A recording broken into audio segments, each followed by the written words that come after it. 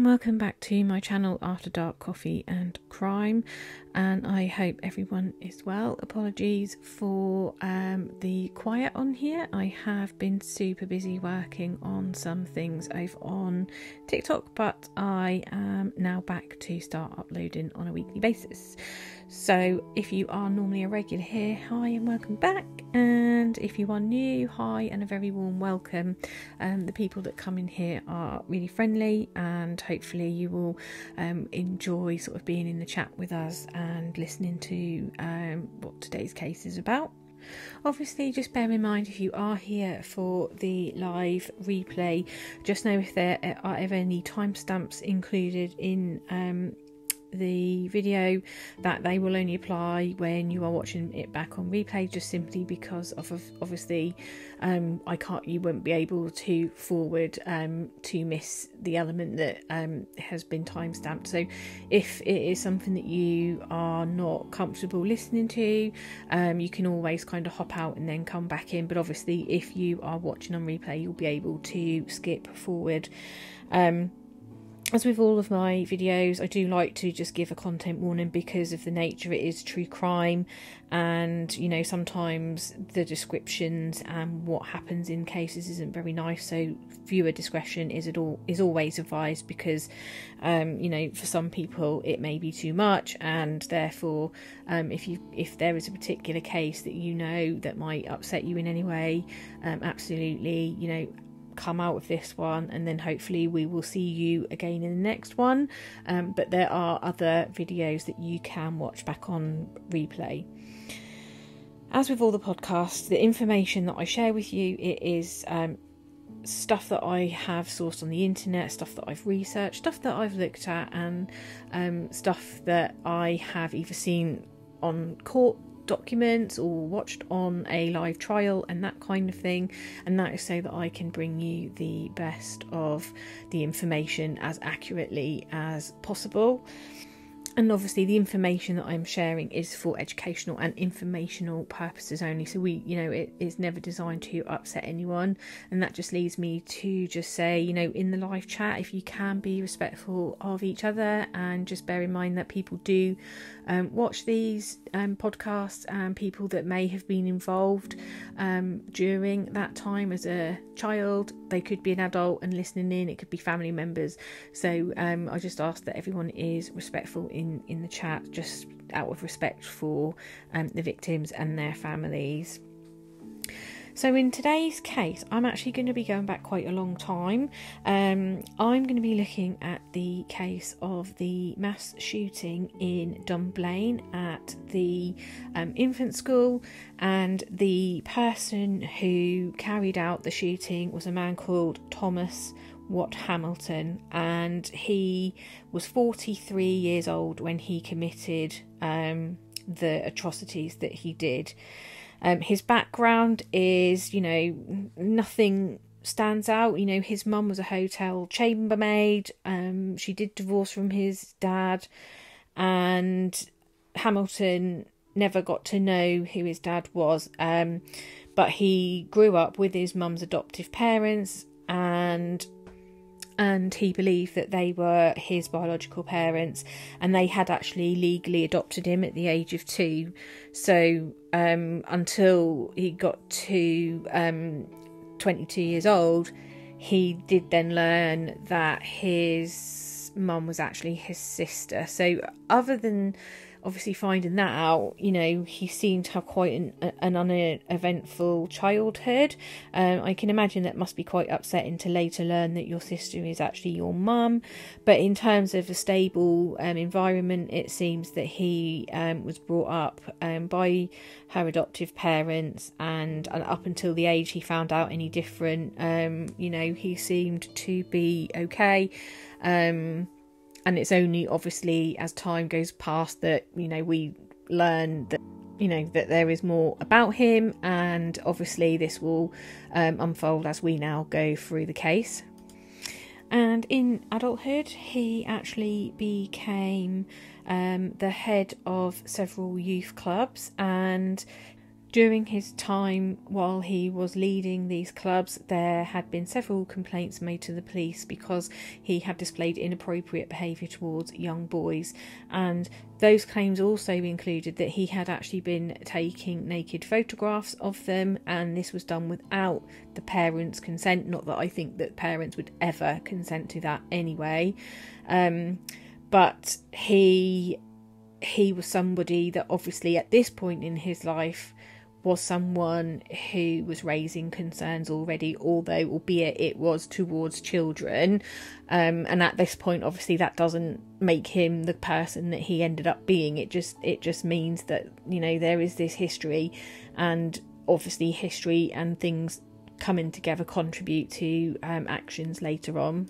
And another complaint that used to be raised about him as well, when he was in the Scouts, people used to complain that they were being forced to sleep in close proximity with him and inside his van during their sort of walking expeditions that they would do. And obviously for children that's quite scary. Obviously some of the children had reported this, and obviously after the complaints had been made, his Scout warrant was withdrawn. So that basically meant that obviously he wasn't able to partake in that anymore, and this was because they were suspicious of his moral intentions towards boys, and he became blacklisted by the association. So when he tried to become a Scout leader again, that obviously was rejected and he wasn't able to do that. There were also letters that had been written about him, and this was done by the local people, accusing him of his behaviour, and he actually then went on to accuse the fact that the letters that had been written had actually contributed to the failing of his business. And he complained that his attempts to organise boys' clubs were subjected to persecution by the local police and the Scout movement, and rightly so, because obviously he has shown signs that he should not be a Scout leader, and he certainly should not be looking after young boys. So that was the right thing on the police's behalf. Among those he complained to, believe it or not, was Queen Elizabeth II and his local Member of Parliament, so that's the MP, and at the time that was Michael Forsyth, and he was a Conservative Member of Parliament.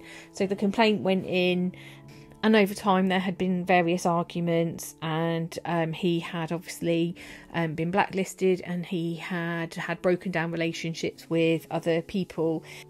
And after a number of these complaints and these arguments, he was forced to leave, and this angered him greatly. And he did keep going back. He kept asking to be allowed to return, but they were not having it. He wrote letters of protest. He kept going on, and it just wasn't happening. People, you know, and rightly so. Like, he wasn't the person for this role, and in support and protection of the children, that was the right decision. But whilst all this was going on, he became a gun collector, and he had organised several boys' clubs in which he taught shooting, gymnastics and sports, which is really wrong and bizarre considering that he wasn't actually allowed to run Scouts and things. So how he actually managed that, I do not know. He was described as a man who was an obsessive man, and he was somebody who bottled up any resentment, and he actually had a nickname of Mr. Creepy, which, you know, when you're dealing with children and they're in that situation where they've been forced to sleep close to him, or just weird behaviours around them, that's the kind of name that kids would come up with. So with all of that in the background, Sadly, on the 13th of March in 1996, Thomas Hamilton woke up, and this was the day that he decided that he was going to unleash his anger and resentment. So he woke up on that morning, he scraped the ice off his van that he had on Kent Road, and that was in Stirling. He left in the morning and drove about 5 miles north to Dunblane. It's about 8 kilometres. And then just after 9:30 on that morning, Thomas Hamilton drove to Dunblane Primary School, and he parked up his van in the car park, and he then went around to try and obviously ensure that people would not be able to call for help. So to do that, he cut the phone lines so that absolutely no phone calls could be made, which that shows to me that there is some pre-planning in that element of it, because he knew that once he started to obviously take his attack out on other people, the first thing most people do is call for help and try and get to the nearest phone, and obviously call for the police and medical services, like, you know, the ambulance and stuff. So he knew exactly what he was doing by cutting the phone cables. So this was on a telegraph pole by the school that he managed to cut them. So after he did that, he then headed towards the northwest side of the school, and there was a door that was near some toilets there, and then there was the school gymnasium. So he enters into the school, and he then starts to make his way to the gymnasium, and he took with him 4 legally held handguns. 2 were 9mm Browning HP pistols, and 2 were Smith & Wesson Magnum revolvers. I don't know guns that well, so I don't know what they are or what they look like or how they really work, but he had 4 of those, and they were legally held as well. So with that, he also had 743 ammunition cartridges, and with that he took those into the gym, and in this gym there was 28 primary 1 school pupils preparing for their PE lesson, their normal day, and they had 3 adult members of staff in there, and they did not have a clue what was about to happen. So before entering the gym, Thomas Hamilton makes 2 gunshots up into the stage area of the assembly hall and at the girls' toilets. So then he proceeds to head towards the school gym, where the students are having their PE lessons, you know, just minding their own business, having their normal day, and they are in there with their gym teacher, Gwen Mayer. And when he goes into the gymnasium, he immediately opens up fire, and he kills Gwen Mayer immediately, instantly, and he wounded the other 2 teachers who were with the children. He then continued his walk through the gym, and then he fired a further 29 shots with one of the pistols. He did kill one of the children, and he injured several others. So bear in mind as well, there's only 28 children in this class, and he has 743 cartridges that he is able to use and shoot, you know, at people as and when he wants to. Eileen Harold, she was a PE teacher who was injured, and he shot her in the arm and the chest. She did attempt to protect herself, and he continued shooting into the gym, and Eileen then stumbled upon the open plan store cupboard at the side of the gym. So with several injured children that she managed to get hold of, she took them with her for shelter. There were 4 injured children she took shelter with in that cupboard. And then Thomas Hamilton starts to move his way through to the east side of the gym, and when he's making his way through, he fires 6 further shots as he walks, and then he fired 8 shots towards the opposite end of the gym. He then goes back to the centre of the gym and he's firing 16 shots at point blank range at a group of children who had actually been incapacitated by his earlier shot, so they were obviously injured earlier. Gwen, the teacher that I mentioned at the beginning, we know that she was shot and killed instantly. The other adult present, Mary Blake, a supervisory assistant, was shot in the head and both legs, but managed to make her way into the store cupboard with several of the children in front of her. And while many of the children had managed to be sort of dragged into the cupboard for safety by teachers, Thomas Hamilton fires 16 shot point blank range at a group of other children who obviously were not in the store cupboard and who had been injured and obviously couldn't, escape easily. They were hurting badly, and when children, if they're hurt, to children, it's really significant. It hurts them a lot, and they almost get stuck with the pain. So with the injuries that they had and being small, this would have hindered them escaping from the gym. And sadly, of the group of children that he did shoot at point blank towards, 15 of those children died instantly, and another child did actually pass away en route to the hospital. Thomas Hamilton leaves the gym, but only leaves for very briefly, and as he's leaving, he is actually firing shots towards a library and a mobile classroom that's on the school premises. In the mobile classroom, closest near the fire exit, that was where Thomas Hamilton was actually standing, and a lady called Catherine Gordon saw him firing the shot, so she actually quickly acted on that and instructed her children to go get down onto the floor before he was able to fire again, because he fires a further 9 bullets which strike the classroom and hits the books and the equipment in that room. So by doing that, obviously, she was acting and thinking quick and had got the children to lay down. One of the bullets passed through a chair where a child had been sitting seconds before. So had the teacher not have had that foresight and seen him, that child may have been sat on that chair and, may not have survived the events that happened. Thomas Hamilton then turns himself away and heads back to the gym. He then drops the pistol that he was using and he takes out one of the 2 revolvers that he has.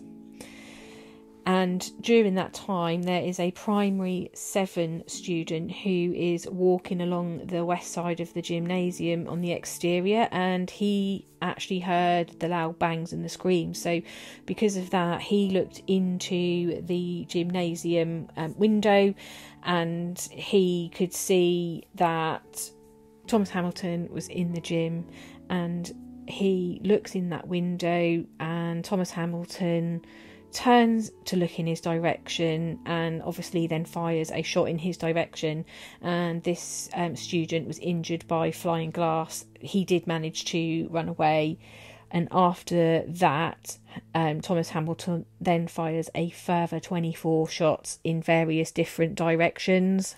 Some of those shots included being fired towards a window near a fire exit on the southeast end of the gym, and he also fired possibly at another adult who was walking across the playground.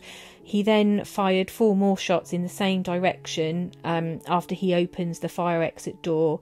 Thomas Hamilton then exits the gym briefly through the fire exit, firing another 4 shots towards the cloakroom area, which is near a library, and that's where he strikes and injures Grace Tweedle, another member of staff in the school. Hamilton then goes back inside to the gym. He drops his gun that he was using, which was the Smith & Wesson. He puts the barrel of a gun to his mouth, points it upwards, and then pulls the trigger, therefore ending his own life and therefore not to face the consequences of the actions that he had just carried out. In total, a number of 32 people sustained gunshot wounds inflicted by him over a really short period of 3 to 4 minutes. 16 were fatally wounded and never made it, back home. And that included Gwen Mayer, who was the teacher, and 15 of her pupils. Then there was another child that passed away en route to hospital, as I had mentioned earlier. Well, we didn't know what was going on. We weren't allowed to know. And I was going to the toilet, when we were allowed out only to go to the toilet, I saw these gunshots in the gym window. And we didn't know really what was going on. And someone told me that Mrs. Harold had been shot, and that's all I knew in school. This is a very kind of close-knit place. Mm-hmm. It's the main school in this area. Mm-hmm. Do you think this is going to have an effect for a very long time? I think it'll be very difficult over the next few days. I think Monday's going to be extremely difficult when we go back up to school. I think the gymnasium is going to be unusable. I mean, Ailey is saying she doesn't want to go in the gym, and I don't think any of the teachers will want to go in there. I think they're going to have to probably bulldoze that and do something different there.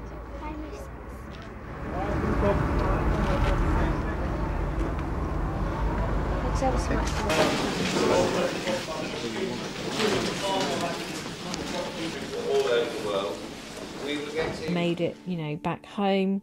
And that included Gwen Mayer, who was the teacher, and 15 of her pupils.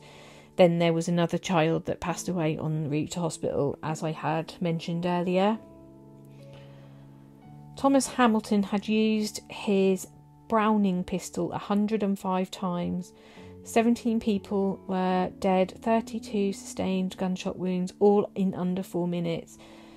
The 106th bullet that he had was for himself. The entire attack lasted less than 5 minutes, and it's scary to think that damage was done in less than 5 minutes.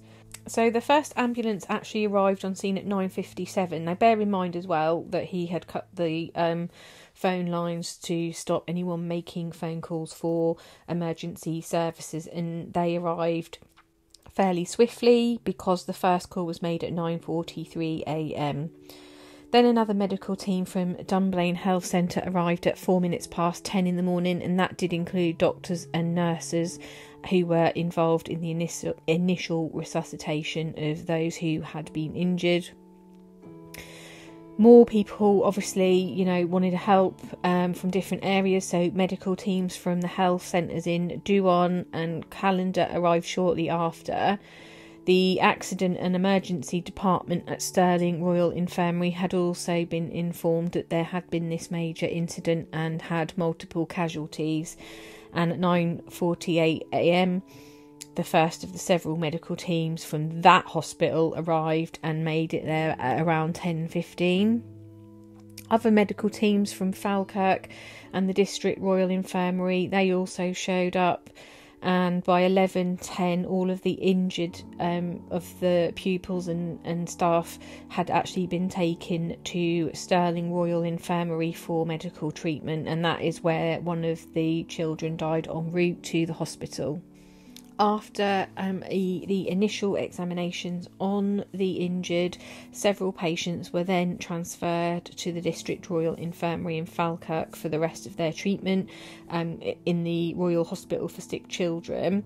And this is where, obviously, years sort of down the line, we get to know that future tennis player Andy and Jamie Murray both were at the school during the event. However, they were not injured during the massacre. So why did he do it? I mean, why does anybody commit crimes like this that are heinous? Why would somebody wake up one morning and think, right, I am going to go to a children's school and I am going to take my guns and I'm going to brutally murder as many people as I can? And in this case, as in many cases, especially since he took his own life, there was never really any fully answers available, nothing explained. There was the string of letters that he had been writing up until the time of the massacre, which I mentioned earlier on, in which he was messaging messaging. We didn't message back then, in which he was writing letters to the Queen, to members of Parliament, anyone who would listen to him about his complaints. And he had actually become obsessed with the fact that he felt he was being persecuted by the authorities and the Scout Association officials. His letters also revealed that he was holding animosity towards the Central Regional Council's education authorities as well as for other teachers.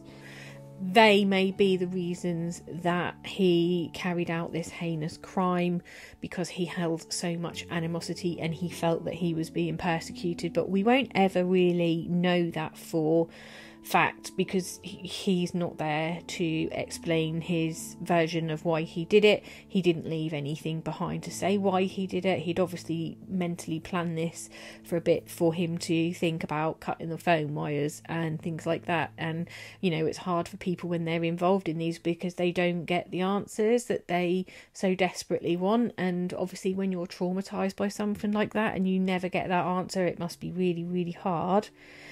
And following this event, and obviously the great loss of life through the actions of Thomas Hamilton, there was then the debate on the gun control laws, and that's when the public started making petitions to ban them for private ownership for handguns. And then after the official inquiry and a public campaign known as the Snowdrop Petition, this then helped bring about legislation specifically for firearms, and this brought out the Firearms Act, which outlawed the private ownership of most handguns within Great Britain, with a few exceptions.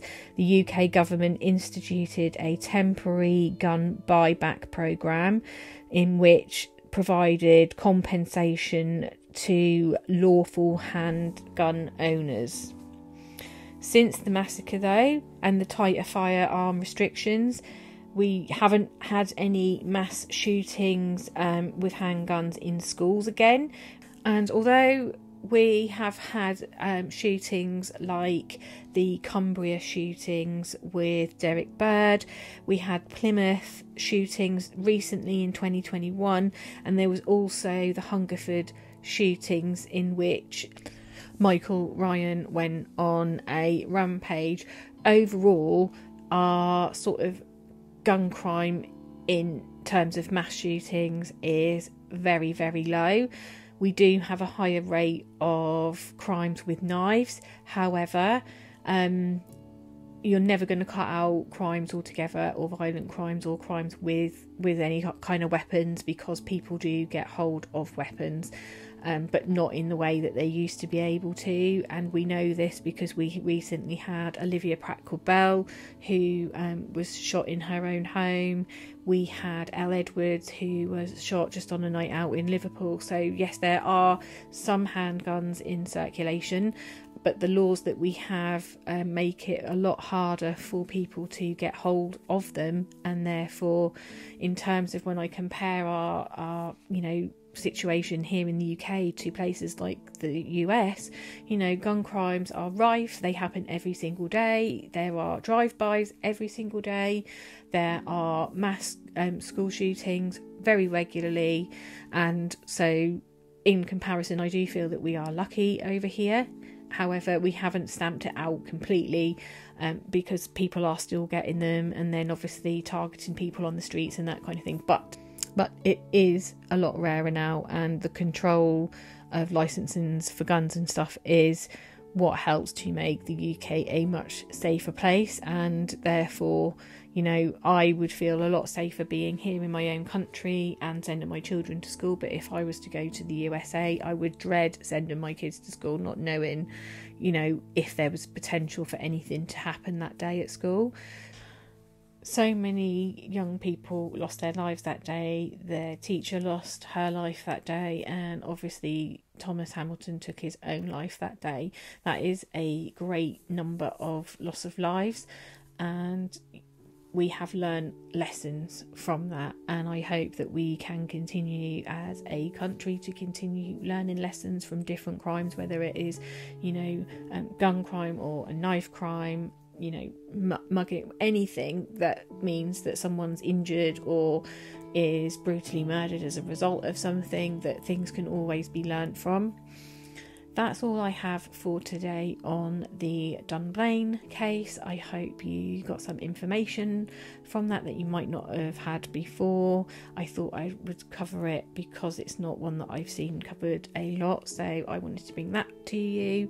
And we will be discussing different gun incidences through the UK and in the US in future podcasts, so watch out for those. But I hope to see you all again on the next podcast. Bye everyone, bye for now, bye.